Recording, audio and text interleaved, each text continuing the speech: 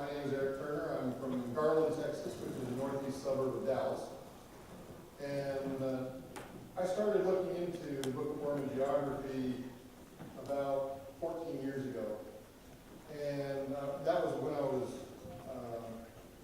kind of converted over to understanding the Book of Mormon was true. And so I was doing some more research and I was trying to read it and go through it. And I wasn't really following where people were going and here, there, and everywhere.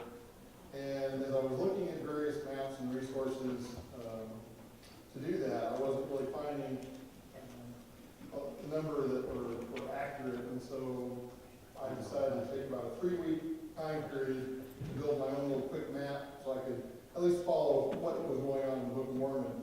It's now turned into 14 years of looking into it. Okay, so today we're going to cover some overview of developing the internal model of the Book of Mormon geography, the basic Book of Mormon geography descriptions. So I know there's a lot of theories on where the Book of Mormon took place, so we're going to just go over those parts of the descriptions that if it occurred someplace in the world, it has to meet certain descriptions. And then I found actually a number of proofs.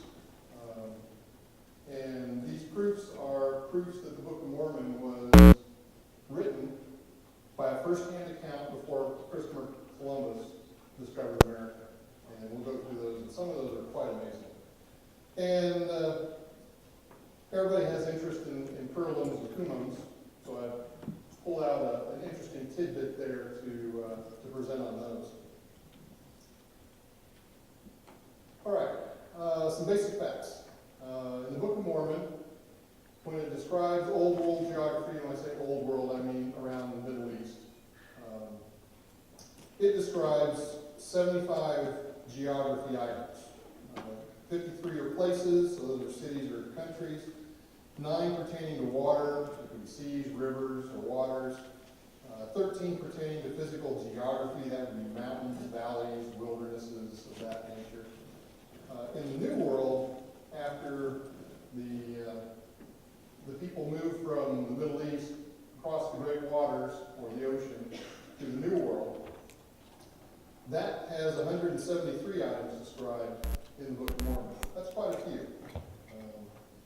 So that encompasses 37 places, cities and lands, 9 pertaining to waters, that's seas, rivers, and waters, 76 pertaining to physical geography, that's mountains, valleys, wildernesses, and it talks about 2 battle sites. All right, so what I did was first I created an internal model, and an internal model is nothing more than saying something is here and another one is here, and I don't care where in the world it is, but this is here and this is here and this is over here and this is over here. So that's what I did first, because I didn't want to be biased by trying to put anywhere in the world where these things happen. I just want to say, what does the Book of Mormon say about where these things are located relative to each other? And after that, I then started looking at where in the world that information actually fit, and I'll go through that. So when we talk about finding one place relative to another, there's 2 relationships. One is an east-west relationship, the other is a north-south relationship. Now I just picked Dallas and Independence. So Dallas is west of Independence and Dallas is south of Independence. You can look on a map and see that's true. So we have 2 places, 1 line, and we have 2 relationships. So let's throw another one in there. So let's throw Huntsville, Alabama in there. And we can identify the east-west relationships and we can identify the north-south relationships. But the key thing here is we now have 3 places. That's now jumped to 3 lines, and that's 6 relationships. Let's throw another one in there. Let's throw Wichita in there. So now we have 4 places. The list is getting longer, both the east-west and the north-south relationships. And we have 4 places. We now have 6 lines, and we have 12 relationships. Throw another one in there. Throw Lamoni in there. We now have 5 relationships. You can't read this list. I can't read this list. This is an eye chart. 10 lines, 12 relationships, what you see here is you start adding another place, and the number of relationships is increasing geometrically. So finally, when you get and you're talking about 173 places, you're talking about a possible 14,878 lines or 29,756 relationships. And the thing is, yeah, it would look like that if you tried to map it out. When you're describing geography, every single one has to be correct. Because if anything gets out of place, your map's out of place. So if we said Dallas were stated as being north of Lamoni, but south of Wichita, Independence, and Huntsville, we'd actually need two locations on the map for Dallas. One down south where it's supposed to be, but if we have a relationship stated that is north of Lamoni, we would have to add something else up here to account for it, and then we have a map with Dallas in two different places. This is the first thing that you can use to judge any type of geography theory in the Book of Mormon. If somebody has two places named exactly the same, they're probably not interpreting the relationships correctly.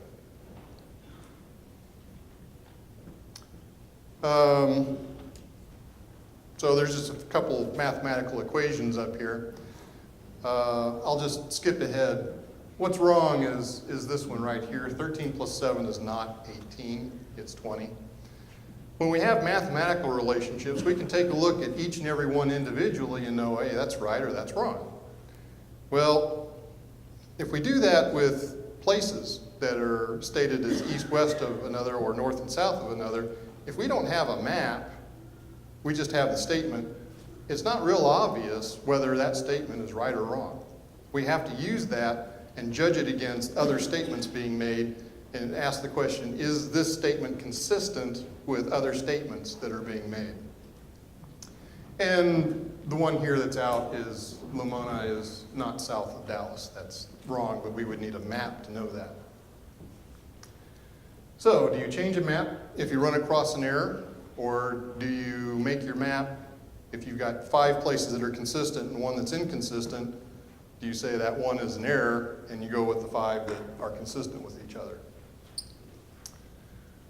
All right, so in the Book of Mormon, there might be one inconsistency. I don't think so. It all has to do with grammar on one particular verse, and that verse is from Alma. And when I give references, I'm going to give the RLDS 1908 versification first, followed by the LDS versification. So in Alma 15:23 or 27:22, and it came to pass that the voice of the people came, saying, Behold, we will give up the land of Jershon, which is on the east by the sea, which joins the land bountiful, which is on the south of the land bountiful, and this land Jershon is the land which we'll give unto our brethren for an inheritance. A lot of people try and figure out what this means. The grammar, when you have so many whiches, like which is this and which is this and which is this, it's sometimes it's not consistent whether that which is talking about the first subject of the sentence or a subject that came right before it. And the key here that people get hung up on is which joins the land bountiful. So the question is, what joins the land bountiful? Is it Jershon or is it the sea east? And that's the crux of interpreting the grammar in this verse. I believe it talks about the sea east joining the land bountiful. That makes sense. We've got 17 other points that put the land Jershon somewhere else. If you tried to say that Jershon was bounded on the southwest side of the land bountiful. So that leads me to believe that the grammar is best interpreted that the sea east joins the land bountiful in this verse.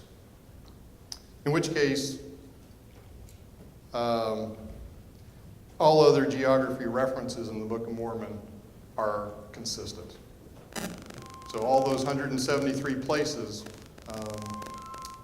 they have consistent relationships mentioned in the Book of Mormon.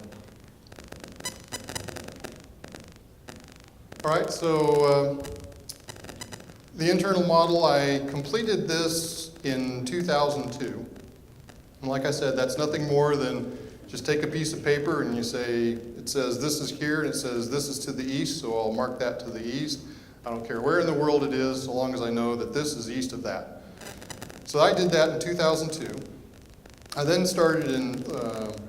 finished in 2004 looking at where in the world that internal model fit. And then I started looking for proofs. All right, then over the next several years I found proofs where very, very specific descriptions were identified, and I'll get into those in the second half of the presentation here.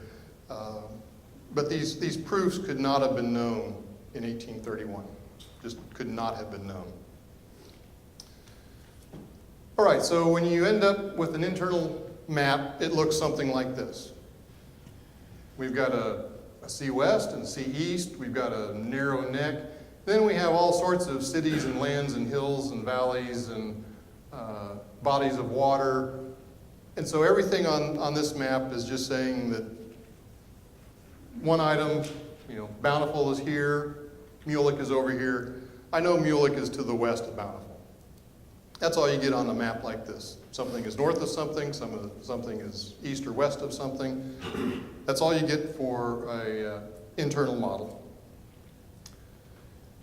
And if we start looking at kind of the middle part of the Book of Mormon lands, we've got the riverside on that goes this way, and we've got Zarahemla and kind of here in the middle, and the south wilderness down here, and we have the east wilderness over here. And we have a number of other cities. I won't go into describing every one of these because there's 173 of these items on the Book of Mormon geography. But you get a map that looks like this. And if we take a look at the southern part of what's described in the Book of Mormon lands, again, the south wilderness is here. City of Nephi, land of Nephi is here. Waters of Mormon is over here someplace. And we have Amulon down here as one of the southernmost places described in the Book of Mormon. So got all of those plotted out. Got those on a map, great. So we've got to find some place to put it in the world. Well, let's just take a look at some of the basics that any place that this fits has to meet. So the first one is cold. There really must be no cold or snow. There's only one reference to snow, and that's in 1 Nephi 3:46 or 11:8. And the whiteness thereof did exceed the whiteness of the driven snow. So this statement was made by Nephi in the valley of Lemuel in the Old World. So the people in the Book of Mormon knew about snow, yet there are no references to cold or snow mentioned in the Promised Land after they crossed the ocean. There is a reference to being naked in the first month of the year. This comes from Alma 24, this is 43:4, and 20:23 or 43:20. For behold, it came to pass that the Zoramites became Lamanites, therefore, in the commencement, and commencement means the beginning. So when it says commencement, it says the first month of the year. Of the 18th year, the people of the Nephites saw that the Lamanites were coming upon them, therefore they made preparations for war. Yea, they gathered together their armies in the land of Jershon. They had only their swords and their scimitars and their bows and their arrows and stones and slings, but they were naked, save it were skin which was girded about their loins. Yea, all were naked, save it were the Zoramites and the Amalekites. So here's a reference of armies being naked in the first month. So that just reemphasizes that there really was no cold or snow referenced in the New World or the Promised Land in the Book of Mormon. There was reference to one kind of coldness, and that was hail. And this is in Mosiah 7:53. And it came to pass that I will send forth hail among them, and it shall smite them, and they shall also be smitten with the east wind, and insects shall pester their land also and devour their grain. So we do have one description of coldness, and that's hail. All right, so the summary is the Nephites knew about snow, because we have that from the Old World, and it does snow in Israel. It does snow there.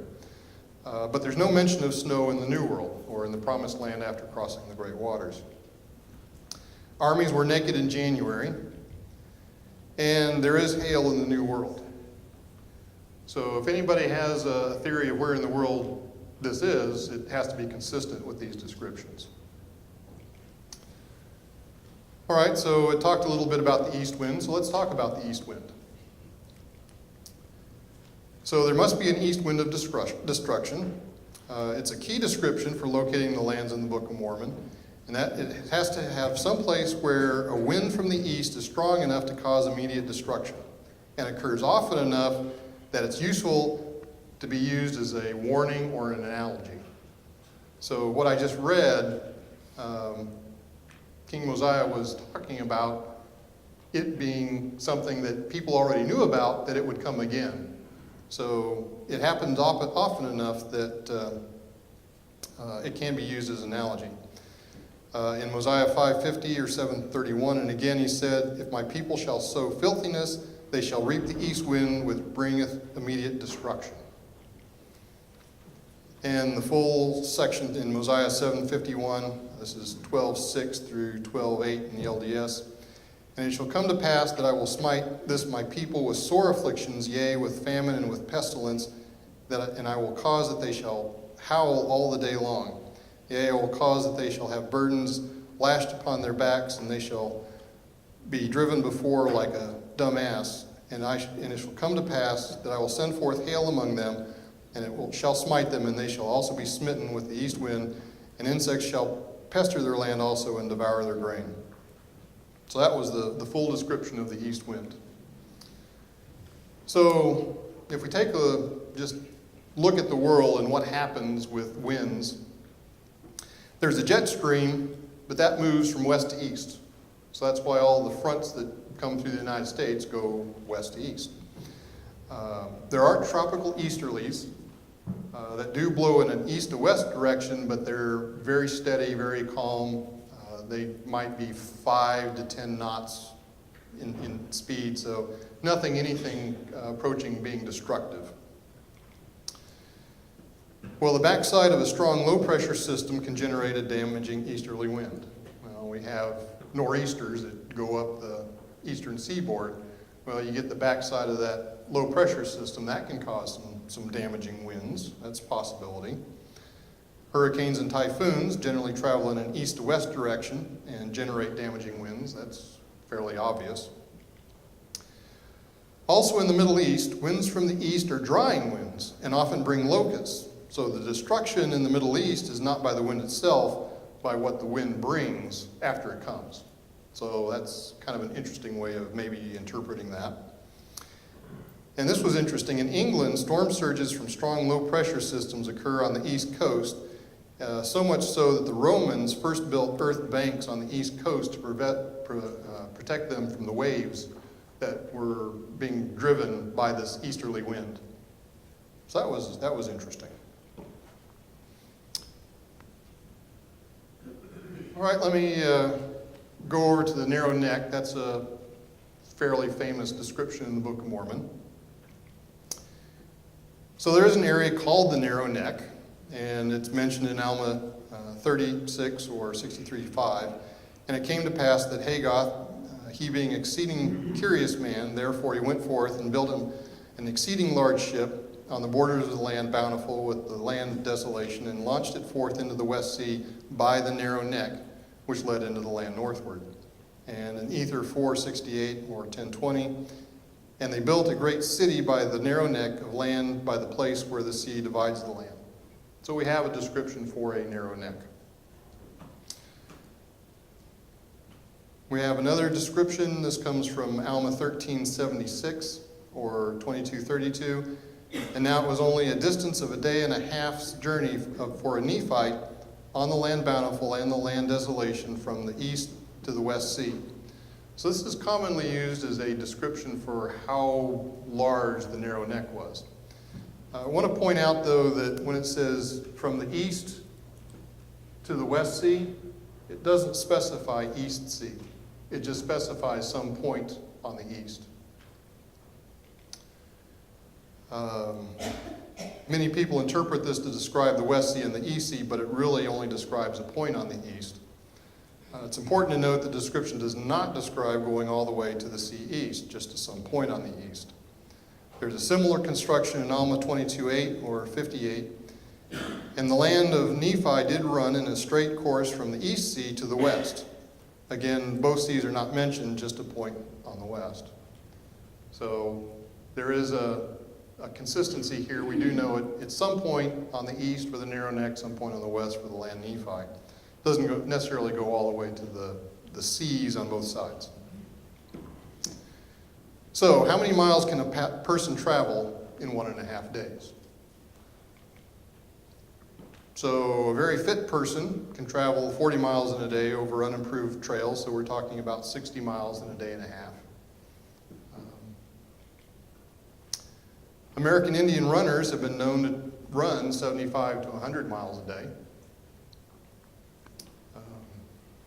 That seems like excessive amounts, but a lot of times 2 kids would just say, I can outrun you, and they'd be gone for the day. And they'd travel 75 to 100 miles, and they'd show up back at night. Travel through jungle, where there are no trails, can be as low as 10 to 15 miles a day. The world record for a 48-hour run is 428,890 meters, or 266 miles. This is on a completely flat track, so this would be an upper limit to how far somebody can travel in a day and a half. So we're talking about 200 miles in a day and a half. Believe it or not, canoe travel is only as much or less than what you can travel on foot. There's only one place in the world, the Yukon River, that's nice, flat. You can really just keep on going, and you don't even have to worry about running into things at night because it's such a large river and there's enough light up there in the summertime that you can just travel 24 hours a day and not have to stop. But anywhere else in the world, canoe travel is only as much or less than foot travel. So some kind of best estimate, if we're going to throw out a guess for how wide the narrow neck is, should be somewhere between about 15 and 200 miles. That's very, very rough estimate. But something along that magnitude. Okay, wildernesses, let's talk about those for a little bit. When I first started looking into the Book of Mormon, I didn't really pay too much attention to the wildernesses. The dilemma is they're not described very clearly in some aspects, but yet when you really start looking at them, they do provide some vital clues about where in the world the geography occurs. So at first they seemed kind of uninteresting, and I left most of them out of the early analysis. I included the east and the south wildernesses and the Hermounts, which is off to the northwest. That didn't seem to be enough, and then at that point I started asking myself, well, why did I throw out looking at all these other wildernesses? So I started throwing all those in and found some other indicator words that when it talks about going over something, they're actually talking about going over terrain, so that would be some kind of a hill or a ridge or something of that nature. So I threw all those in. It turns out that wildernesses ended up being quite helpful to understanding the geography in their own way. Wildernesses turned out they're like a raised or elevated area, kind of like a hill or a plateau. There must be an elevated area to the south parts of the land, because we're talking about a south wilderness, so we know that exists. In Alma 11:9 or 16:6, and Alma returned and said unto them, Behold, the Lamanites will cross the river Sidon in the south wilderness, away up beyond the borders of the land Manti. And we'll talk about that verse a little bit more. There's more information to be garnered from that. In Alma 13:74 or 22:30, and it bordered upon the land which they call desolation, it being so far northward, it came into the land which had been peopled and been destroyed, of whose bones we have spoken, which was discovered by the people of Zarahemla, it being the place of their first landing, and they came from there up into the south wilderness.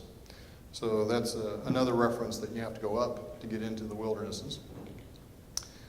There's elevated areas to the north and west. This comes from Alma 195 or 236.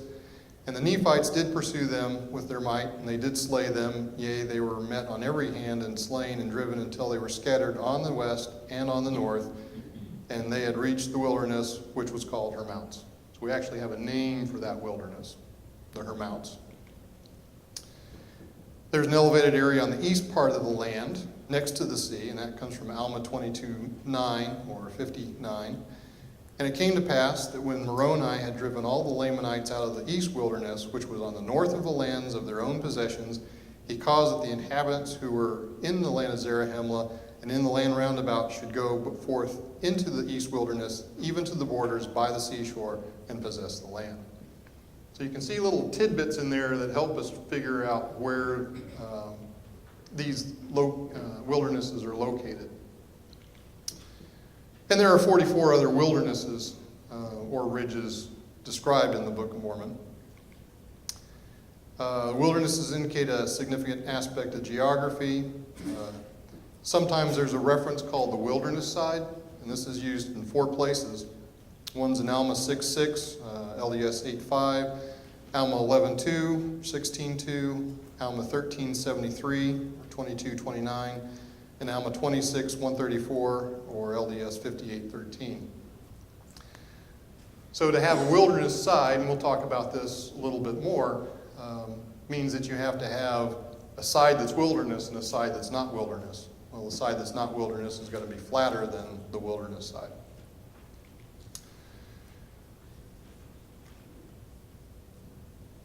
All right, then the River Sidon is also an important part of the Book of Mormon geography. So what characteristics does the River Sidon have? Well, it's northward flowing, and some people even debate that, but I will have a slide that goes through why it's northward flowing. It has water above ground. Does that sound strange to anybody to make a statement like that? Normally you would think, well, of course a river is above ground. Well, there are 2 references, Alma 20:97 or 44:22, and it came to pass that they did cast their dead into the waters of Sidon, and they have gone forth and are buried in the depths of the sea. And in Alma 192, 234, and thus he cleared the ground, or rather the bank, which was on the west of the river Sidon, throwing in the bodies of the Lamanites who had been slain into the waters of Sidon, and thereby his people might have room to cross and contend with the Lamanites and the Amalekites on the west side of the river Sidon. When I was going through the Book of Mormon, this word cross is an indicator word. Cross or across is only used in the Book of Mormon when somebody is actually physically crossing water. Whereas in our society, I could say I could cross over to that side of the room. That usage never occurs in the Book of Mormon. When it says across or cross, it's reserved for going over water. And I went back and looked in the Bible to see if there was a similar pattern, and there is. Passed over is the phrase in the Bible that's used when people cross over water. So there's a phrase, passed over Jordan. Well, that's crossing the river Jordan. So I thought that was really interesting. And we could certainly go into the description of Passover and what that means and what water means to that, but we won't go into that today. And I mention that because I've had discussions with people that talk about placing the Book of Mormon land in Baja, California. And to do so, they use the river San Ignacio as the river Sidon. Well, that river flows east to west, and it also flows 15 to 20 feet underground. It actually has a pretty good flow, but it flows 15 to 20 feet underground. Every once in a while, it'll percolate up to some pools at surface level, but it's 15 to 20 feet underground. Certainly not a description where you have to clear a bank and throw people into the water. So that's just one of those things that when you're looking at a world location, you have to think about things like this. Okay, more characteristics of the river Sidon. It has a river or a valley, the Valley Gideon, entering the river Sidon from the east, just south of a prominent hill, the hill Emnihu. So those are all mentioned in the Book of Mormon. Has an east and west branch where the river transitions from a flatter lowlands to the hilly wilderness headwater. So this is one of those usages of the wilderness side. So it needs to have both a transition from a flatter terrain to hilly terrain, and in that location have a branch, both an east and west branch. And I've got a proof that talks about this, very powerful testimony later on. All right, so let's just kind of put everything we know about the river Sidon together. First reference is from Alma 170 or 215 to Alma 176 or 217. And this talks about the hill Emnihu being between Zarahemla and Gideon. And so we have to have the city of Zarahemla and the valley of Gideon, which is mentioned in Alma 4:8 or LDS 6:7. So we have that piece of information. We have another piece of information where Manti and the South Wilderness are together. And this is where it talks about the South Wilderness being on the wilderness side of the land Manti. So we know that.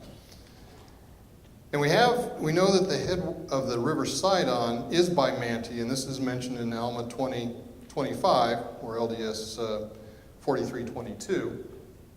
So we have that piece of information. We have Manti is south of Gideon, and that comes from Alma 12:1 or LDS 17:1. We have a description in Alma's 1373 to 1377. This is 2229 to 2232. Land of Zarahemla is north of the head of the Sidon and north of the land of Nephi. So we have that piece of information. And we also have a piece of information that the land of Zarahemla is lower in elevation than Gideon, and that comes from Alma 29:6 and 7 or LES 62:6 and 7. So you put all this information together, and the river Sidon has got to flow from headwaters northward. So that's how you kind of start putting all this information in the Book of Mormon geography together, is all those bits and pieces. Okay, there are some bodies of water mentioned in the Book of Mormon. There must be at least 2 large bodies of water north of the narrow neck. These are described in Helaman 2 verses 3 and 4 or 3:3 in LDS. There were an exceeding great many who departed out of the land of Zarahemla and went forth unto the land northward to inherit the land, and they did travel an exceeding great distance, insomuch that they came to large bodies of water and many rivers. So we know the large bodies of water are not rivers, because rivers are also mentioned in the same sentence. So we do have, plural, at least 2 large bodies of water.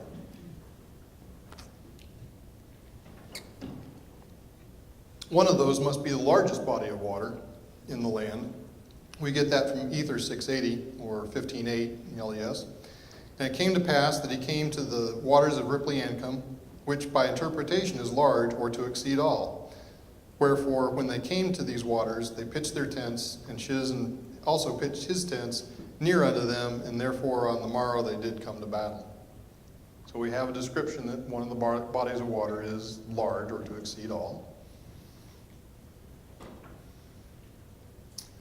All right, so there are geological forces described, and let's go over those. So there needs to be a significant geological forces evident.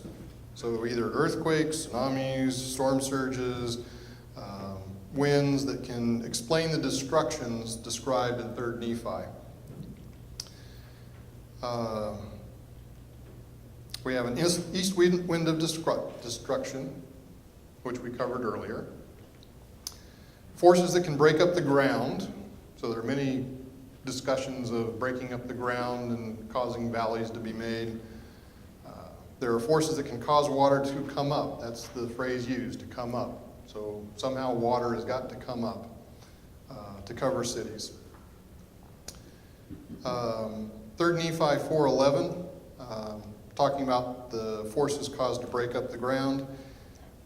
And the highways were broken up, and the level roads were spoiled, and many smooth places became rough, and many great and notable cities were sunk, and many were burned, and many were shook till the buildings thereof had fallen to the earth. That's another key piece of information. And the inhabitants there. And behold, the city of Gadiandi, and the city of Gadiamna, and the city of Jacob, and the city of Gimgimno, all these have I caused to be sunk, and made hills and valleys in the places thereof. So what would that possibly be? These are pictures of what it looked like after the magnitude 9 earthquakes in Alaska. You can see there are some significant displacements in the earth there. Certainly some you would call valleys and some creating hills. So this is what a magnitude 9 earthquake can do.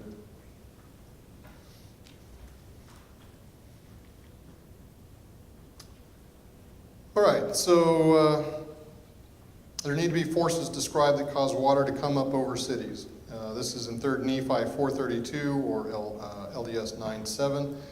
Yea, in the city of Onihah and the inhabitants thereof, and the city of Mokum and the inhabitants thereof, and the city of Jerusalem and the inhabitants thereof, and waters have I caused to come up in the stead thereof.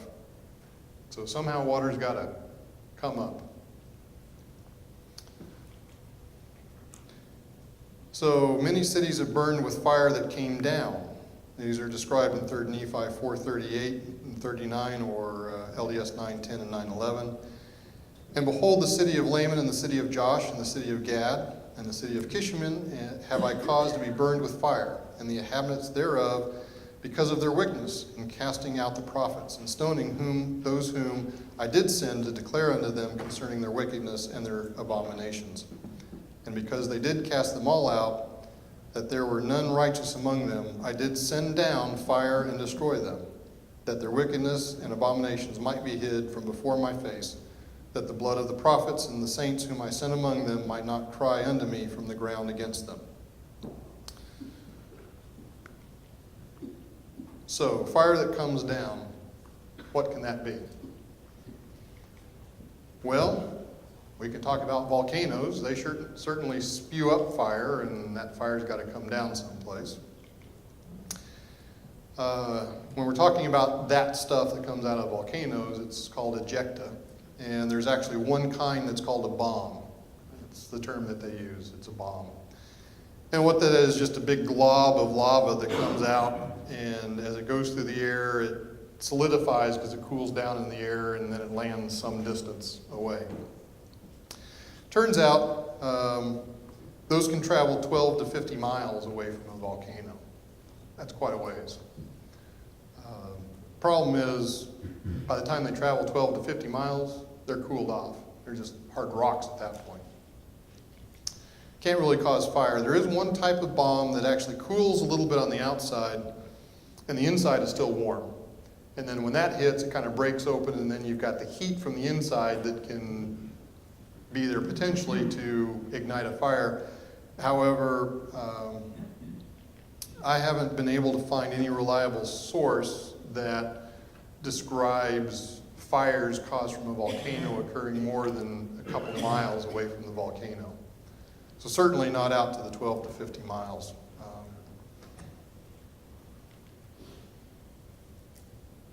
Can we also talk about lightning strikes? That comes down, that causes fire. Possible. We do have a description in 3 Nephi 4:16 or 8:19. And it came to pass that when the thunderings and the lightnings and the storm and the tempest and the quakings of the earth did cease, for behold, they did last for the space of about 3 hours, and it was said by some that the time was greater. So we do have a description that lightning was part of the destructions. Meteorites, that comes down. Everybody knows that meteorites are nice and fiery things as they come through the atmosphere. The problem is only the large meteorites that hit the ground and cause significant explosions cause fire. The smaller ones, by the time they hit the ground, they're about the same temperature as ambient air temperature, and they don't cause fires, they just hit the ground.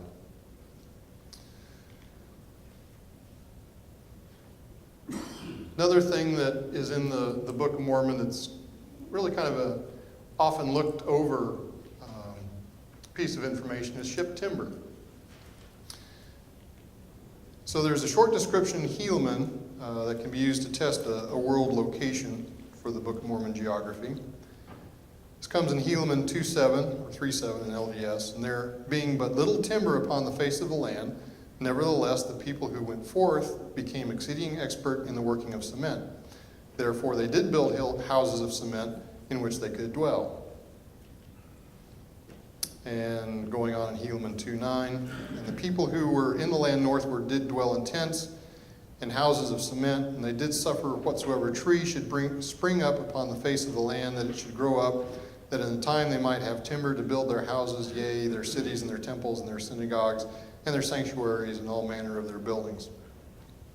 So we have this description that that part of the world really didn't have much timber. And if you think about it, there aren't too many of those locations in the world. We'll go over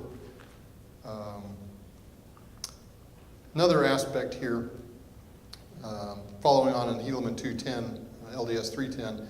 And it came to pass, as timber was exceeding scarce in the land northward, they did send forth much by the way of shipping, and thus they did enable the people of the land northward that they might build many cities, both of wood and of cement. So now we have a description of a place that has few trees, but you can get to it with shipping. That really kind of narrows down possible locations in the world.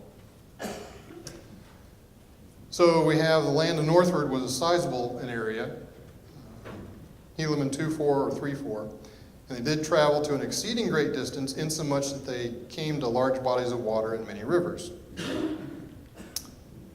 So, in shipping timber, a place northward of Zarahemla had little timber, or few trees, near water used for shipping timber from elsewhere. So a world location needs to have a sizable place with many rivers and multiple bodies of water, one being the largest body of water, and little timber, and be near water deep enough for shipping. So that really kind of narrows down where it might occur. Shipping had to come from an area with sufficient wood to export. Cement, I've heard a lot of people try and make a case for cement. Turns out the materials that you need to make cement are fairly common around the world. You need limestone, clay, heat that up, it'll react, you have cement. Romans used volcanic ash for cement. A lot of places on the world where cement is possible, the materials are there. And so really using cement to test for a world location isn't really going to be very good, because it is possible to create cement just about anywhere in the world. The key to making the cement is heating the material hot enough to make it dry enough. When you set something out in the sun and let it dry, some of the water comes out, but there's still water molecules locked in that material. You really have to heat material up to like 1,000 degrees to get that water that's locked in that material out. Then whenever you mix water back into that material, it just wants to soak it in and react with things, and so that's why you can heat up your clay and limestone to about 1,000 degrees. And then when you mix that together and mix water in, you get this reaction that creates what we call cement.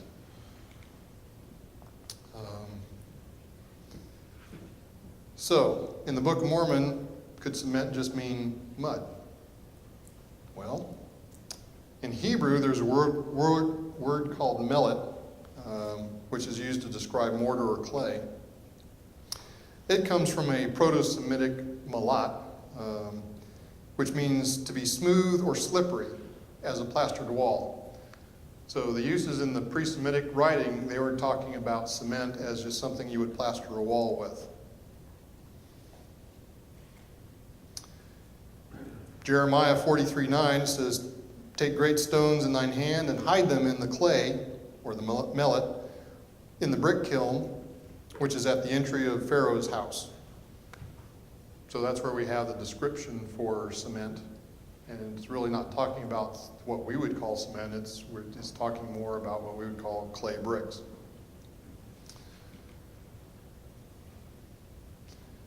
Let's talk a little bit about the land desolation. Book of Mormon gives a very precise location for the land desolation. In either 136 or 213, and now I proceed with my record, for behold, it came to pass that the Lord did bring Jared and his brethren forth, even to that great sea which divideth the land. So now we're talking about the great waters that they had to cross. In either 3:5 or 6:4, and it came to pass that when they had done all these things, they got aboard their vessels or barges and set forth into the sea, commending themselves unto the Lord their God. So now we're talking about crossing the great waters. Continuing on into Ether 3:6 or 6:5, and it came to pass that the Lord God raised that there should be a furious wind blow across the face of the waters toward the promised land. Thus they were tossed upon the waters of the sea before the wind. So very obviously they're crossing the ocean to the promised land. So the Jaredites crossed the great waters to the promised land, and as we continue in Ether 3:13 or 6:11, and thus they were driven forth 344 days upon the water, and they did land upon the shore of the promised land. And it came to pass that they went forth upon the face of the land and began to till the earth. The note here is the land Moron was the first land described in the Book of Mormon, created after they landed at the promised land. That's in Ether 341 through 343 or 8:8 through 8:10. Ether 343 or 7:6, now the land Moron, where the king dwelt, was near the land which was called Desolation by the Nephites. The phrase here, was near, is another indicator word or phrase. Was near in the Book of Mormon means next to. So that's how they describe next to. So we know that Moron and the land desolation were right next to each other.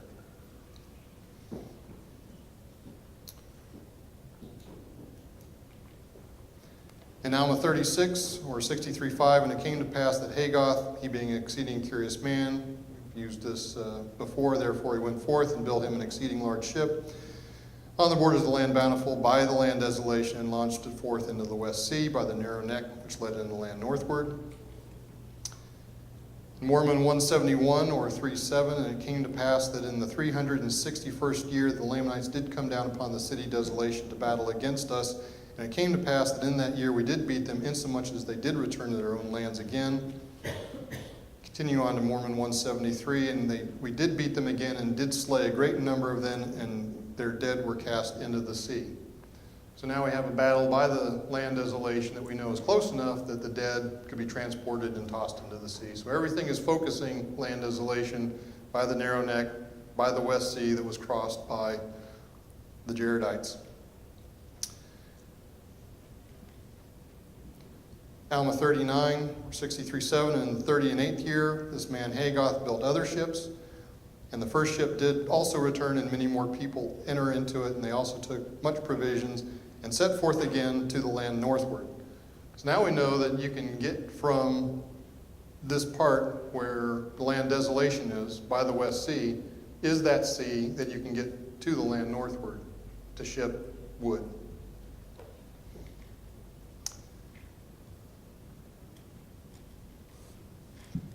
So there's another reference to the sea west and the great sea that divided the lands. This comes from Alma 1374 or 2230. And it bordered upon the land which they call Desolation, it being so far northward that it came into the land which had been peopled and been destroyed by whose bones we have spoken, this meaning the Jaredites, which was discovered by the people of Zarahemla, it being the place of the first landing after crossing the great waters. And they came from there into the south wilderness. So again, another confirmation that land Desolation is right there by the narrow neck, where it is by the sea, which is the same sea that was crossed by brother Jared and those that went with them across the great waters. So the land and city of desolation is next to the West Sea, the same that is the great sea that divideth the lands. This means the land of desolation is not an inland location. We do have descriptions of inland seas in the Book of Mormon, but this is not one of those locations. This is definitely by an ocean that takes 344 days to cross.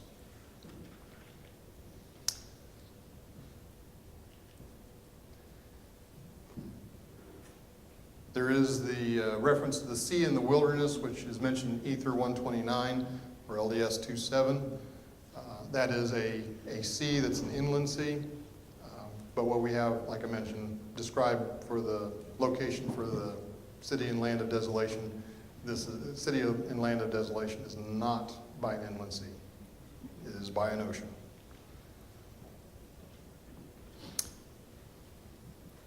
Talk a little bit about connected lands.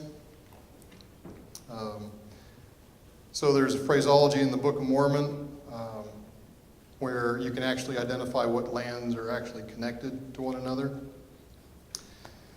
And there are numerous references here. One is Alma 14:13 or 23:9. There gives 7 lands that are listed here: Ishmael, Madoni, Nephi, Shilam, Shemlon, Lemuel, and Shimnalon.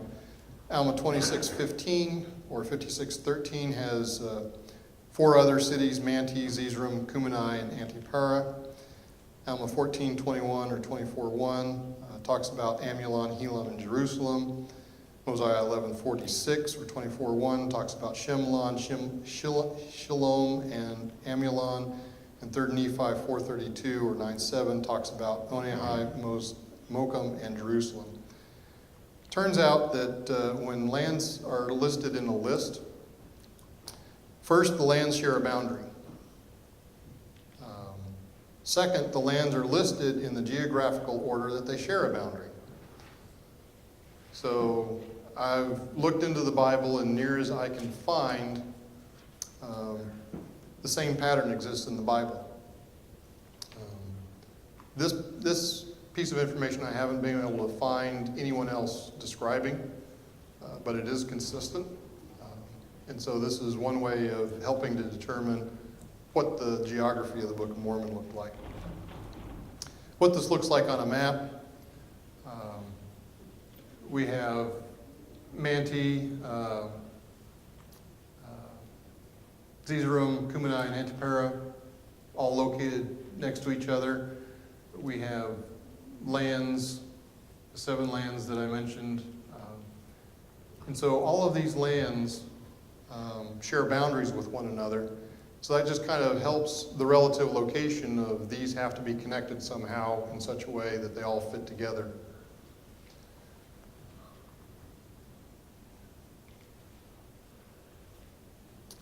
Talk a little bit about timing of wars. This is a graph of when wars occurred in the Book of Mormon, or when a particular time frame was given. Most of them occurred at the beginning of the year or at the very end of the year.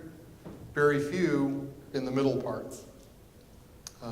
Now, I will say that there are 47 army movements that are not tied to any particular point of the year.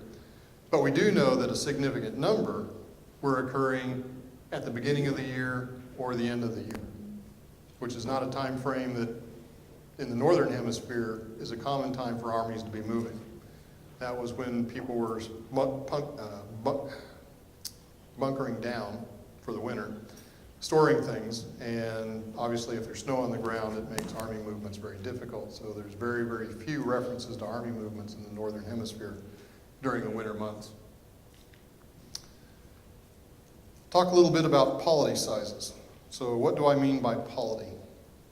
Polity means something such as a country or state that has a government. We have cities in the Book of Mormon. Those cities have government. That's a polity.